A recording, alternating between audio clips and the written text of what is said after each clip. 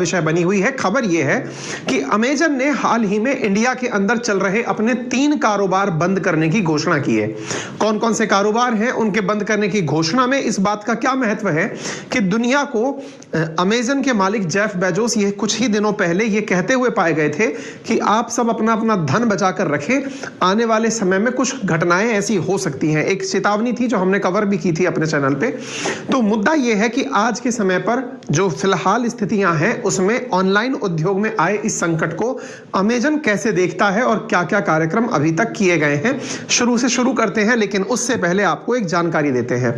ये साथियों नवंबर 14, 2022 की खबर है, जब अखबार में प्रकाशित हुआ कि अमेजन कह रहा है कि वो अपने कर्मचारियों को हटाएगा, यानी कि Amazon is plan to lay off thousands of employees. यानी उसके पास जो कुल 16 लाख कर्मचारी हैं उनमें से लगभग 10,000 कर्मचारियों को वो छटनी करेगा, जो कि अमेजन के इतिहास की अब तक की सबसे बड़ी छटनी होगी। छटनी का मतलब है लोगों को रोजगार से बाहर किया जाएगा। यह कारण क्यों आया? तो इसके पीछे का कारण था आर्थिक मंदी के कारण कॉस्ट कटिंग, यानी जो एक्सपेक्टेशंस थी उसके अकॉर्डिंग मार्केट का ना होना और इस वजह से लोगों की कॉस्ट कटिंग करना, यानी कि उन्हें जॉब से निकाल देना और अपनी सैलरीज के माध्यम से मतलब खर्चों को लगभग बचा लेना। यही कारण है कि अचानक अब सुर्खियां बन चुकी हैं कि Amazon now shut wholesale distribution business in India as part of cost cutting. Cost cutting का अर्थ हुआ लागत में कमी करना, यानी अमेजन को अब तक यह एहसास था कि उसके खर्चे बहुत बढ़ गए हैं, तो उन बढ़े हुए खर्चों को कम करने के लिए वो लगातार अपने बिजनेसेस बंद कर रहा है इंडिया में। तो अभी जो फिलहाल बिजनेस बंद किया गया है उसका नाम है अमेजन का होलसेल डिस्ट्रीब्यूशन बिजनेस। अब ये क्या है इसके बारे में चर्चा करेंगे। और वो जो अमेजन आप जानते हैं, अमेजन जिसके थ्रू आप लोग अमेजन ऑनलाइन चीजें परचेज करते हैं, उससे यह कितना डिफरेंट है आज के सेशन में चर्चा करेंगे। साथ में और कौन कौन से बिजनेसेस हैं जो इन्होंने बंद किए वो भी बताएंगे, और ये भी बताएंगे कि अचानक ऐसी स्थिति बनी क्यों है कि भाई मार्केट के अंदर ये मतलब स्थिति ऐसी क्यों आ रही है कि लोगों को निकाला जा रहा है। तो आप इधर देखिए, Amazon food delivery online learning, Amazon now shut wholesale distribution business in India, ये आपको यहां पर सुर्खियों में दिखाई पड़ जाता है।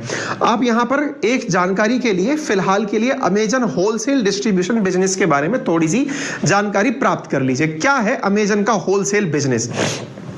असल में अमेजन के होलसेल बिजनेस के अंदर और कुछ नहीं अपितु अमेजन ने बेंगलोर में एक स्टार्टअप के रूप में कुछ कार्यक्रम शुरू किए थे। इसके अंदर क्या किया गया था? स्टार्टअप के नाम पर यहां पर कुछ मतलब वेंडर्स को, जैसे क्या होता है ना स्ट्रीट साइड जो छोटे वेंडर्स होते हैं, उनको अमेजन ने अपने आप को एक होलसेल डीलर के रूप में प्रेजेंट करते हुए, जो छोटे वेंडर्स हैं जैसे कि कोई गली के अंदर शॉपकीपर है, उनको होलसेल में सामान डिलीवर करने का कार्यक्रम शुरू किया था कोरोना काल के अंदर। ठीक है ना? तो इनका जो कार्यक्रम था जिसके अंदर इन्होंने होलसेल डिस्ट्रीब्यूशन बिजनेस शुरू किया था बेंगलोर में, उसे ये बंद करने जा रहे हैं। असल में बेंगलोर में ही इन्होंने अमेजन फूड सिस्टम शुरू किया था, बिल्कुल वैसे ही जैसे स्विगी और जोमेटो इंडिया में काम करते हैं, बिल्कुल वैसे ही इन्होंने एक छोटा सा वेंचर अपना एजुकेशन में भी डाला था जिसे अमेजन एकेडमी जाना गया था। यानी ये 3 बड़े सिस्टम्स में लोगों की देखा देख उतरे थे। जैसे आपने अगर इंडिया में बहुत सारे एड टैक्स को चलते देखा है, लिटरली जैसे अनअकैडमी को आप इस समय देख रहे हैं, जो कि एक ब्रांड है, अनअकैडमी बेंगलुरु बेस्ड कंपनी है। अब वहां पर जिस प्रकार से आप कंपनी को काम करते देखते हैं, कुछ उसी की तर्ज पर इन्होंने अमेजन एकेडमी शुरू करी 12वीं के बच्चों के लिए, नीट और जेईई की प्रिपरेशन के लिए। अमेजन एकेडमी में इन्होंने कुछ इनिशियल फंड डाला जिसके अंदर ये जानना चाह रहे थे कि कितना पोटेंशियल है या फिर हम कितना इसमें कर पाएंगे। हो सकता है कि शुरुआती फंड इनके इतने पर्याप्त ना रहे हो कि ये सब तक नहीं पहुंच पाए कि ये क्या कुछ कर रहे हैं। बिल्कुल वैसे ही जैसे इंडिया के अंदर स्विगी और जोमेटो को आप लोग ऑनलाइन फूड डिलीवरी के लिए जानते हैं। ऑनलाइन फूड डिलीवरी अगेन ये कंपनीज जो है ये बेंगलुरु में बड़ा कारोबार रखती हैं, बेंगलुरु बेस्ड है। इन्हीं की देखा देख इन्होंने वहां पर फूड डिलीवरी का भी कार्यक्रम शुरू किया अमेजन फूड के नाम से, उसे भी ये लोग बंद कर रहे हैं। यानी Amazon academy, Amazon food delivery, ये 2 कंपनी तो पहले बंद की ही जा रही थी। तीसरा कार्यक्रम इन्होंने और शुरू किया। जैसे इंडिया के अंदर बहुत सारी कंपनीज आजकल घर पर सामान डिलीवर कर रही हैं, जैसे बिग बास्केटियर करके एक कंपनी है जिसका शायद शाहरुख खान एडवर्टाइज करते हैं। तो वो क्या करते हैं कि घर पर सामान डिलीवर कर देते हैं आपके सस्ते तुलनात्मक रूप से कम दाम पर। तो उसी की देखा देखी इन्होंने अमेजन बिजनेस होलसेल डिस्ट्रीब्यूशन शुरू किया था, वो भी मैक्सिमम एरिया बेंगलुरु में शुरू किया था। यानी कि एक प्रकार से उस क्षेत्र में ये करके देख रहे थे कि क्या क्या इसके अंदर पॉसिबिलिटीज निकल कर आती हैं। लेकिन फिलहाल जो खबर निकल कर आ रही है ये उस बिजनेस को भी बंद कर रहे हैं। ठीक है, तो होलसेल डिस्ट्रीब्यूशन सर्विसेज को भी बंद करने का फैसला किया है। अमेजन के अंदर देश के स्थानीय किराना, फार्मेसी, डिपार्टमेंटल स्टोर को सशक्त बनाने के लिए जो कार्यक्रम शुरू किए गए थे उन्हें बंद करने का अब फिलहाल कार्यक्रम चल रहा है। तो होलसेल डिस्ट्रीब्यूशन बिजनेस क्या था, अमेजन डिस्ट्रीब्यूशन इंडिया के अंतर्गत ये क्या काम करता था वो मैंने बता दिया। इन्होंने ये जो होलसेल डिस्ट्रीब्यूशन का कार्यक्रम था ये बेंगलुरु, मैसूर और हुबली में शुरू किया था। यानी 3 शहरों में ये कार्यक्रम चल रहा था जिसे ये फिलहाल के लिए बंद कर रहे हैं। अमेजन डिस्ट्रीब्यूशन जो आप लोग अपन देखते हैं वो डिफरेंट है, बिजनेस टू बिजनेस डिफरेंट है, कस्टमर टू बिजनेस का अलग है। आप लोग जो ऑनलाइन रिटेलिंग के अंदर अमेजन का उपयोग करते हैं उससे कोई भी आपत्ति नहीं है, वो यथावत चलता रहेगा जैसे चल रहा है। लेकिन उसमें भी कुछ परेशानियां हैं। परेशानियां ये हैं कि वो जितना इन्वेस्टमेंट उसमें किया गया है उसके मुकाबले उसके रिटर्न्स नहीं आ रहे हैं। इसलिए अब अमेजन जो है वो अपने फूड डिलीवरी बिजनेस को दिसंबर 29 के बाद से बंद कर देगा। हालांकि अमेजन ने ये जो सर्विस है ये कोरोना काल के दौरान शुरू की थी। देखिए, आप आजकल जितनी भी चीजें सुनने में आ रही है ना कि फेसबुक ने इतने लोग निकाल दिए, ट्विटर ने इतने लोग निकाल दिए, अमेजन ने इतने लोग निकाल दिए, ये जितनी भी खबरें आ रही हैं ये सब ऑनलाइन कंपनी से निकलने की खबरें आ रही हैं। क्यों आ रही हैं, इसके पीछे का बड़ा वजह, क्योंकि जब कोरोना था तब ऑफलाइन सारे सिस्टम बंद होकर के ऑनलाइन पर आ गए थे। उस समय इन्हें लोगों को रोजगार देने की जरूरत पड़ी थी। अब चूंकि वापस से पुरानी स्थितियां लौट रही हैं तो स्वाभाविक है कि लोग अपने अपने पुराने स्थानों पर जाएंगे, और जब जाएंगे तो उस स्थिति में इनके यहां पर ये लोगों को बाहर निकाल रहे हैं। लेकिन ये लोगों को बाहर निकालते समय जो माहौल सेट कर रहे हैं वो माहौल सेट कर रहे हैं कि देखो मंदी आ रही है। वास्तविकता में जो स्थिति पहले बनी थी वो वापस वैसी ही हो रही है। भाई, जिस समय अमेजन आया था या फिर कोई सी भी कंपनी, फेसबुक देख लीजिए, मेटा देख लीजिए, इन सब ने जो एम्प्लॉइज हायर किए थे ये कोरोना के काल में किए थे बड़ी मात्रा में। क्यों? क्योंकि हर आदमी खाली समय में कुछ ना कुछ जरूर कर रहा था, either on YouTube, Facebook, Insta, Twitter, या और कुछ नहीं तो मतलब ऑनलाइन खाना मंगाना, ऑनलाइन पढ़ाई करना। अब चूंकि ये इसलिए हो रहा था क्योंकि हर काम देश का ऑनलाइन शिफ्ट हो रहा था। अब चूंकि ऑनलाइन शिफ्ट होने के बाद में वापस स्थितियां सामान्य हो रही हैं तो स्वाभाविक है ना, जो पोटेंशियल आपने उस क्षेत्र में क्रिएट किया वो अब वापस हो रहा है। अब इस स्थिति में चूंकि ये लोग अपना मीडिया में प्रेजेंस ज्यादा रखते हैं तो माहौल क्या सेट कर देते हैं, माहौल सेट कर देते हैं कि मंदी आ रही है। ये असल में मंदी शब्द जिसके लिए उपयोग में ले रहे हैं, इन्हें कहना चाहिए कि हमारे क्षेत्र में मंदी आ रही है।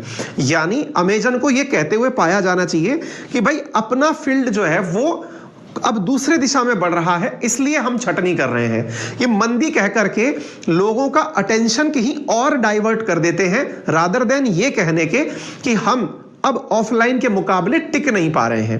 भाई, आज अगर मार्केट के अंदर ओपन मार्केट वापस से स्ट्रीट वेंडर्स फिर से काम करने लगे हैं, मॉल्स, शॉपिंग मॉल्स, सब संस्थान खुलने लगे हैं, तो ऐसी स्थिति में वो लोग जब अपना अपना काम जमाएंगे तो स्वतः ही ये चीज स्वीकार करने वाली होनी चाहिए कि हाँ भाई, अब ये लोग भी काम करना शुरू कर रहे हैं, तो जो काम पहले कर चुके थे अब उसके अंतर्गत हमको जमने के लिए थोड़ा समय लगेगा, नहीं कर पा रहे हैं।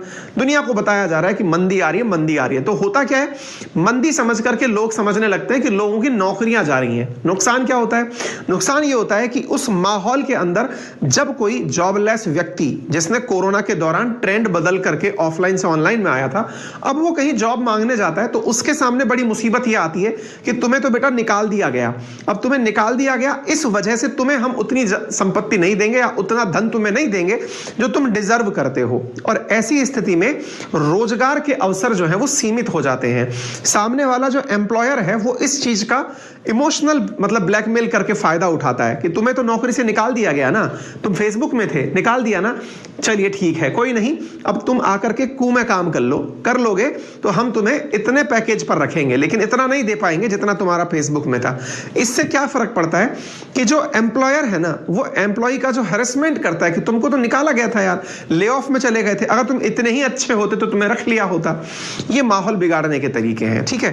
खैर कोई नहीं, फिलहाल के लिए हम इसकी बात करते हैं। तो इनका जो बिजनेस चल रहा है, जैसे कि इनका फूड डिलीवरी सिस्टम नहीं चल पाया, फूड डिलीवरी सिस्टम भी शुरू किया था इन्होंने कि भाई ऑब्वियस सी बात है, इनने सोचा कि कोरोना आ गया है, लोगों की तौर तरीके बदल जाएंगे, अब लोग जो है वो घर पर ही मंगा के खाना खाएंगे, और मात्र 2 साल के अंदर ही लोगों की पुरानी हैबिट्स बदल जाएंगी, अब लोग बाहर जाएंगे ही नहीं। इस प्रकार का विचार इन्होंने शायद किया होगा, तभी तो ये फूड डिलीवरी के लिए जो धंधा इन्होंने शुरू किया था, अब ये इनको बंद करना पड़ रहा है। इनको लग रहा है कि यार अब तो कोई ग्राहक आ ही नहीं रहा है। वास्तविकता में ये उस समय भी डेंट क्रिएट नहीं कर पाए थे जिस समय कोरोना था, तो क्योंकि तब भी इनको इतने ऑर्डर्स नहीं मिल रहे थे। ये खुद उन लोगों का कहना है जो लोग अपना बिजनेस बेंगलोर में अच्छे से रन कर रहे हैं, ठीक है। रेस्टोरेंट पार्टनर्स का कहना है कि पहले भी इनके ऑर्डर्स नंबर्स में आते थे, मतलब डबल डिजिट भी कभी नहीं हो पाए, ठीक है। ऐसे ही अमेजन ने 27 नवंबर को कहा कि वो एडटेक बिजनेस बंद कर रहा है। कौन सा एडटेक बिजनेस? Amazon academy. आप में से शायद ही किसी ने इसके बारे में चर्चा सुनी हो, नाम से जरूर लग रहा है अकेडमी है तो कुछ पढ़ाने जैसा हो, लेकिन आप में से शायद ही किसी ने, ये अमेजन अकेडमी नाम से है, तो ये इसको बंद कर रहे हैं। तो बंद करने के पीछे ये कह रहे हैं कि साहब अब हम जो है ना इसको सब जगह से खत्म कर रहे हैं, जिन्होंने हमारे सब्सक्रिप्शन ले लिए थे उनका पैसा हम वापस दे देंगे। पर ये तो बताओ कितनों ने लिए थे? लगभग 40-50 देशों के अंदर ऐसा हुआ था कि दुनिया भर के अंदर जो इनके एम्प्लॉय काम कर रहे हैं लाखों की संख्या में, बड़ी मात्रा में लोग प्रोटेस्ट करने उतर आए थे। प्रोटेस्ट क्यों कर रहे थे अमेजन के लोगों के सामने, अमेजन के सामने? क्योंकि तुम ना ये कह करके कि भाई मंदी आ रही है, मंदी आ रही है, लोगों की सैलरी नहीं बढ़ा रहे हो, वेजेस काट रहे हो, जबकि तुम जो धंधे बंद कर रहे हो या फिर जिन लोगों को निकाल रहे हो वो असल में उन बिजनेसेस में से निकाल रहे हो जो कि तुमने केवल कोरोना में ही शुरू किए थे। जो तुम्हारा ओरिजिनल बिजनेस था अमेजन ऑनलाइन, जो तुम अमेजन के थ्रू जो अपन सामान परचेज करते हैं, ई कॉमर्स वाला या अमेजन प्राइम वाला या अमेजन की जो वेब सर्विस वाला है वो वेब सर्विस वाला, वो सब चीजें AWS वाला, वो तो सब एज इट इज ग्रो हो रही हैं। तो जब वो एज इट इज ग्रो हो रही हैं तो ऐसी स्थिति में क्यों तुम हमको पैसा कम दे रहे हो?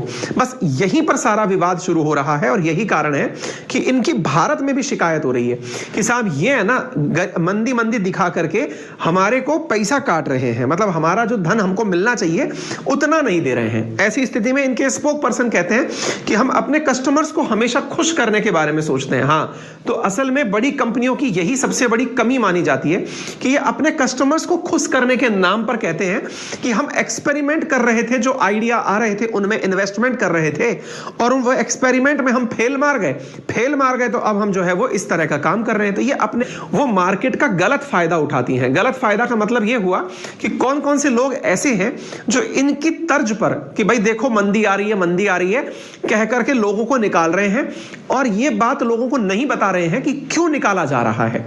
मेन वजह यह है कि तुम इस समय जो और ऑप्शंस मार्केट के अंदर हैं उनके सामने नहीं टिक पा रहे हो। क्यों नहीं टिक पा रहे हो? क्योंकि पहले तुम्हारे पास टेक्नोलॉजी थी तो कोरोना के काल में टेक्नोलॉजी के द्वारा ही सारे काम हो पा रहे थे, कन्वेंशनल बिजनेसेस एक्सटेंड नहीं कर पा रहे थे। अब चूंकि कन्वेंशनल वापस से खड़ा हो रहा है तो तुम्हारी टेक्नोलॉजी जो है ना वो पिट रही है।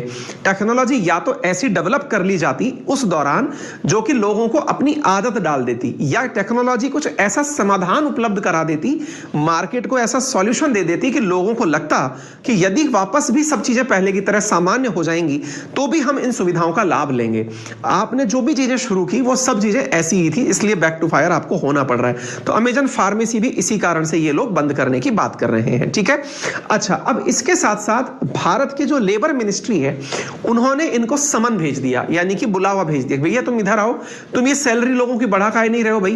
तो बोले सर हम इसलिए नहीं बढ़ा रहे हैं क्योंकि हमारे मंदी आ रही है। बोले भाई तुम उल्लू मत बनाओ, तुमने 10-5 और एक्स्ट्रा काम शुरू किए थे, तुम्हें लग रहा है कि उनमें अब पोटेंशियल नहीं है तो तुम उनको बंद कर दिए हो, और ऐसा कर करके तुम ना लोगों को काम काम भी करवा रहे हो और पैसा भी नहीं दे रहे हो। ऐसी स्थिति में लेबर मिनिस्ट्री ने इनसे जवाब पूछा तो इन्होंने ये कहा कि हमने अपने उन फील्ड्स में से किसी को निकाला ही नहीं और ना ही हमें किसी ने मतलब अगर किसी ने रेजिग्नेशन हमें दिया है तो वॉलंटरीली बेसिस पर दिया है। वॉलंटरी का मतलब हुआ कि उसने अपनी मर्जी से मतलब वो जरूर दिया हो सकता है।